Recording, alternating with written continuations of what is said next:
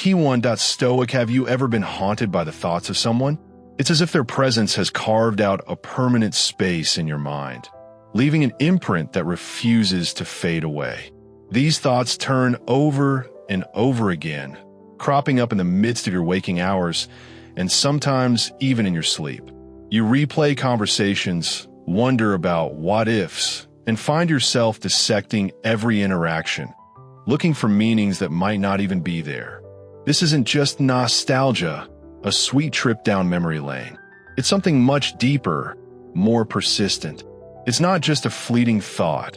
It's a powerful force that clings to you, refusing to be shaken off. But why does this happen?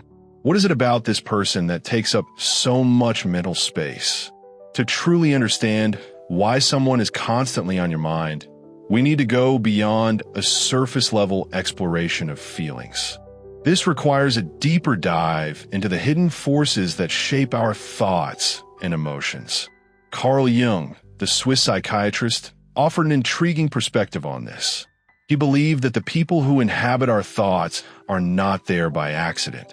They act as mirrors, reflecting aspects of ourselves that are either craving attention or in need of transformation.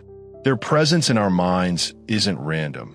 It's connected to parts of us that are seeking understanding or change. This idea connects closely with Stoic philosophy, which teaches us that every external event, whether a person, a situation, or a challenge, is an opportunity for internal growth. The Stoics would advise that we don't shy away from these persistent thoughts, but instead engage with them. We are invited to explore their origin and examine what they reveal about our deepest desires, fears, and needs. As Marcus Aurelius, the Stoic emperor, once said, "Look within. Within is the fountain of good, and it will ever bubble up if thou wilt ever dig." This is not just a call to explore your internal world, but an invitation to embark on a journey inward, a challenge to confront and perhaps embrace aspects of yourself that have been ignored or suppressed. This exploration isn't just about the person who lingers in your thoughts. It's about understanding you, your mind, your fears, your desires, and ultimately your path toward greater clarity and serenity. What truths might these persistent thoughts reveal? How can they guide you toward becoming a more composed, reflective, and fulfilled individual? Jung's work often revolves around the idea that these recurring thoughts are psychological echoes, resonances of parts of ourselves we haven't fully acknowledged. The person you can't stop thinking about might have stirred something within you, whether a hidden fear, an unresolved desire, or even a trait of yours that you've long ignored. The Stoics would suggest that these mental echoes are not distractions, but tools for self-examination. Every thought, every person who occupies your mind, can teach you something valuable. Instead of pushing these thoughts away, the Stoics encourage us to ask, what are these thoughts trying to teach me? This mindset reframes your obsession from being a burden to an opportunity for self-awareness and growth. Jung would agree, explaining that these recurring thoughts are not necessarily about the person themselves, but about what they bring to the surface from your unconscious mind. These thoughts may represent repressed desires, memories you've forgotten, or qualities of yourself that you haven't fully embraced. The mind is like a vast ocean. The surface is what you consciously think about, but beneath the surface lies an entire unconscious realm that shapes your behavior, emotions, and thoughts. When someone occupies your mind in this way, it's often a sign that they are mirroring something deeper in you, something that you have yet to fully understand or accept.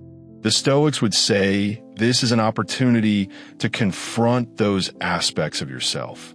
Instead of focusing on the external person, they urge you to look inward at the internal reaction they provoke. This is where the power lies, not in the other person, but in what you allow their presence to reveal about you. For example, if you find yourself fixated on someone's confidence, it might not be about them at all.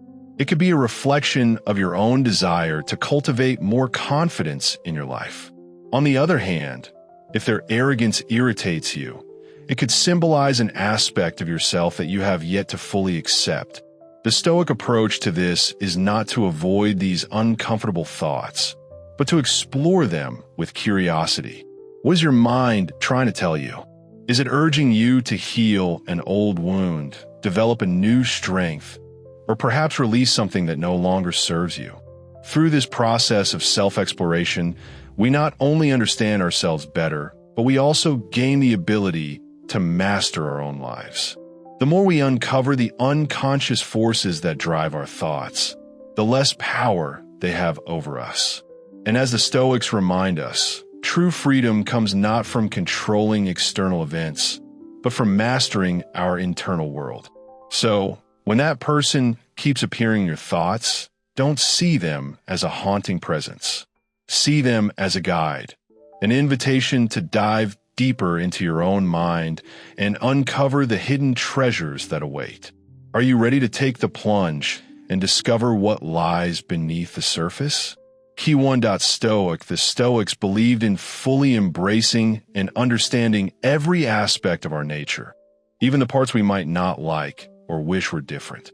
They taught that resisting or ignoring certain aspects of ourselves only causes inner tension, while acceptance and understanding lead to peace and growth. Marcus Aurelius famously said, "The impediment to action advances action. What stands in the way becomes the way." In other words, obstacles are not barriers, they are the path forward. Similarly, the shadow within us isn't an obstacle, it's a guide.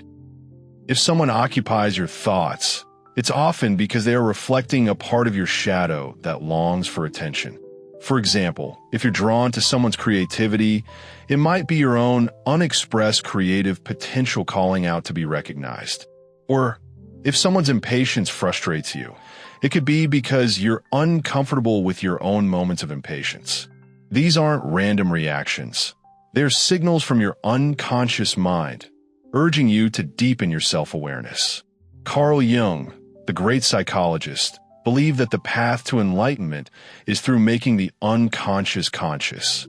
The Stoics would agree with this idea, encouraging us to approach ourselves with honesty, courage, and self-reflection. Instead of judging or dismissing the feelings we have about others, we can ask ourselves, what part of me is being reflected through them? What is my unconscious trying to teach me? One way to explore this is through journaling. Write about the person who's on your mind and reflect on the qualities they represent, both good and bad. You may notice patterns that offer valuable insights into your own psyche. Another effective tool is mindfulness.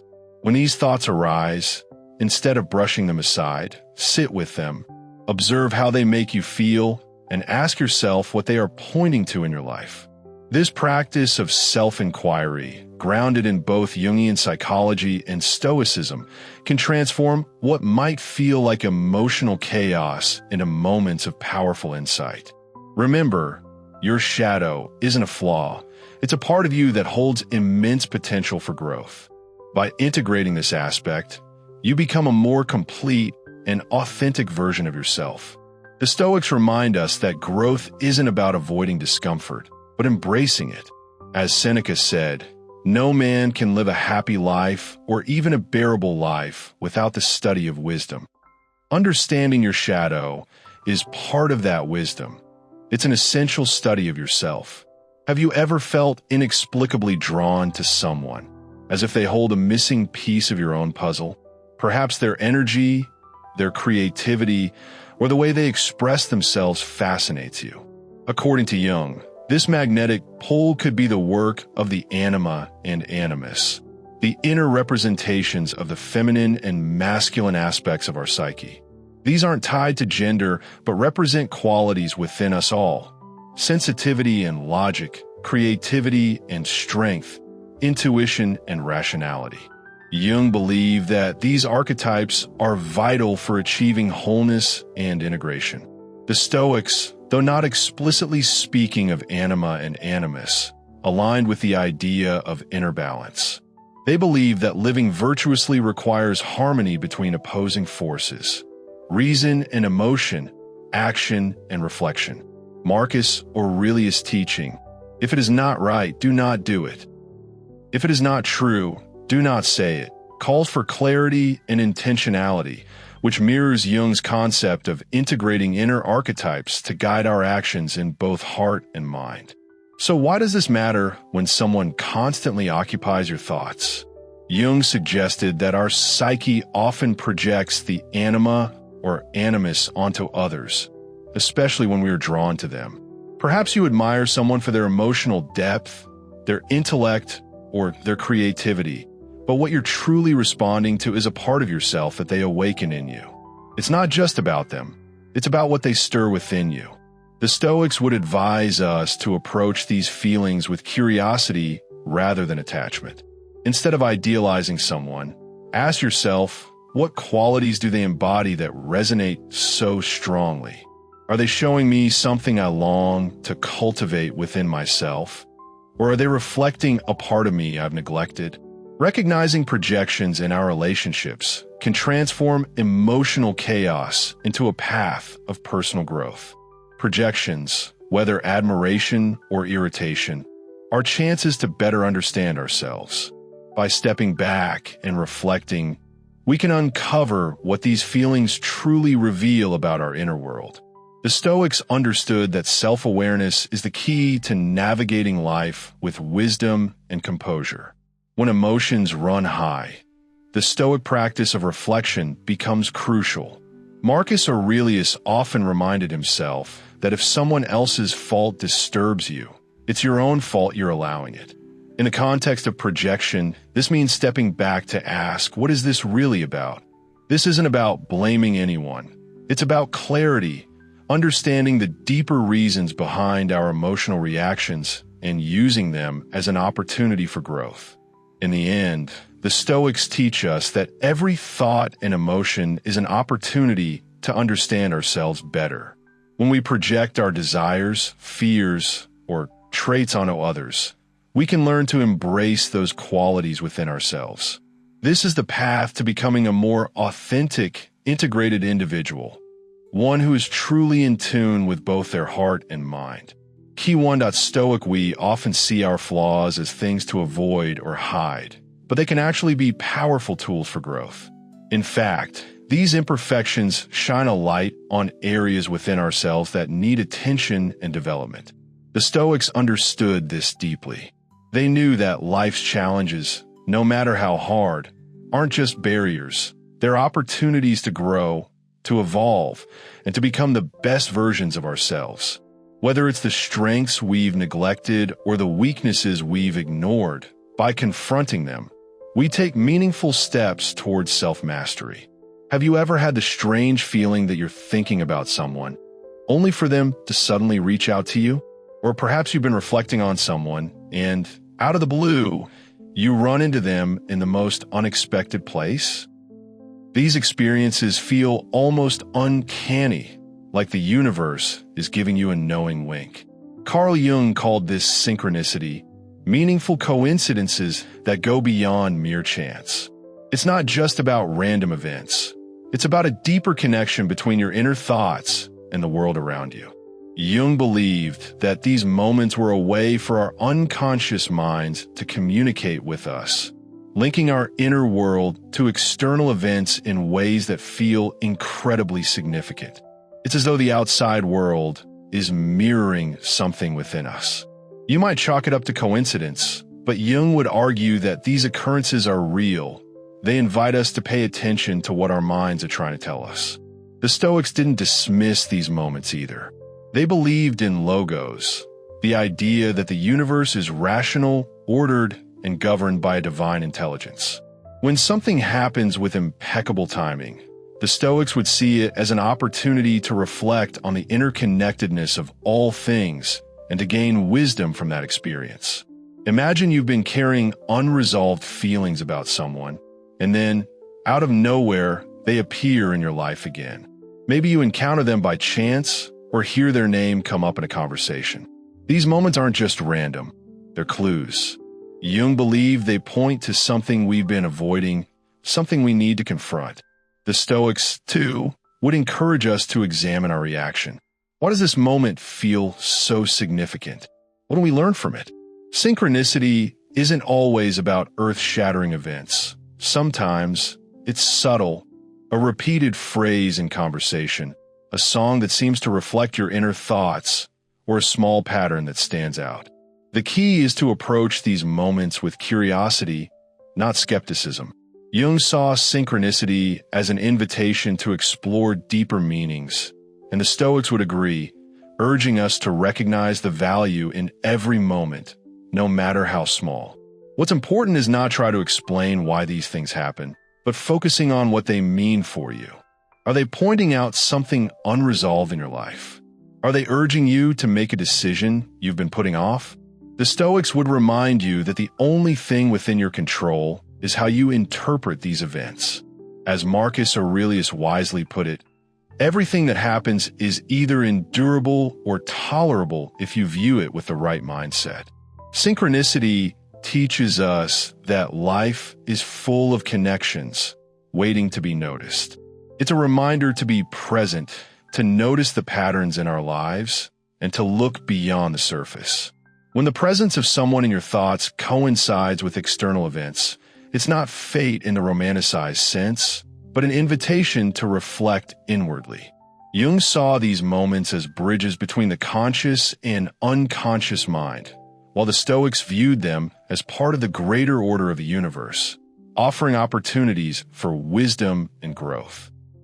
So, the next time something synchronistic happens, resist the urge to brush it off as coincidence.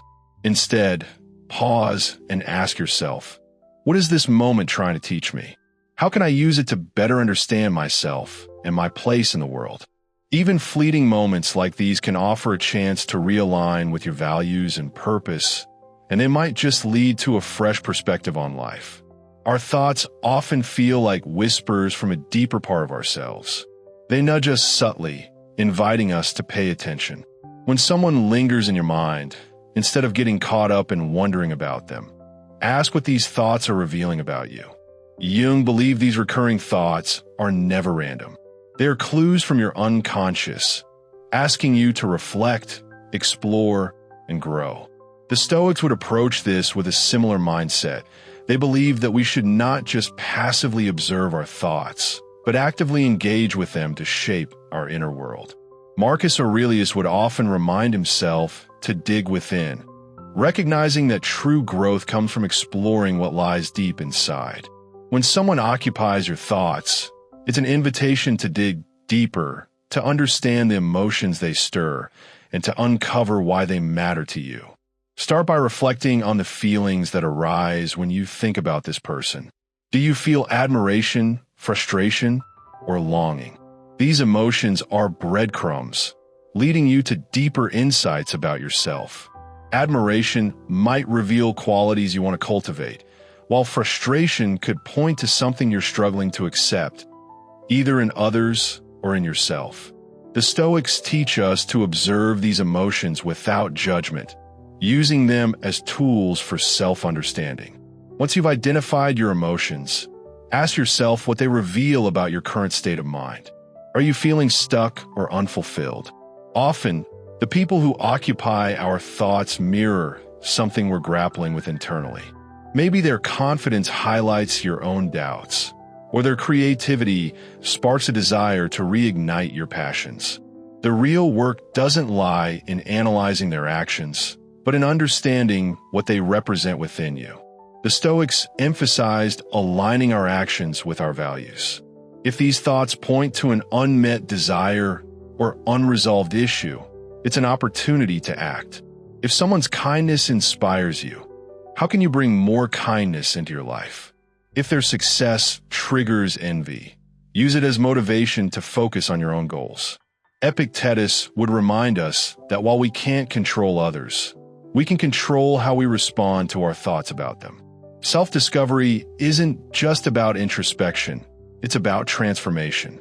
Jung believed that by bringing the unconscious to the surface, we integrate all parts of ourselves, becoming more whole. The Stoics would agree, teaching that self-awareness is the foundation for a virtuous and fulfilling life. By decoding these recurring thoughts, you're not just uncovering hidden parts of yourself, you're creating a roadmap for growth. This journey isn't about quick fixes or simple answers. It requires patience and curiosity, treating your thoughts as valuable messengers rather than distractions. With practice, you'll find that even the most perplexing thoughts can lead to clarity, growth, and a deeper sense of peace. The Stoics would say that this is the essence of a life well lived, turning every experience, even the random ones, into a step toward wisdom. By reflecting on your thoughts and actions and embracing the tools they offer for growth, you can move closer to the best version of yourself.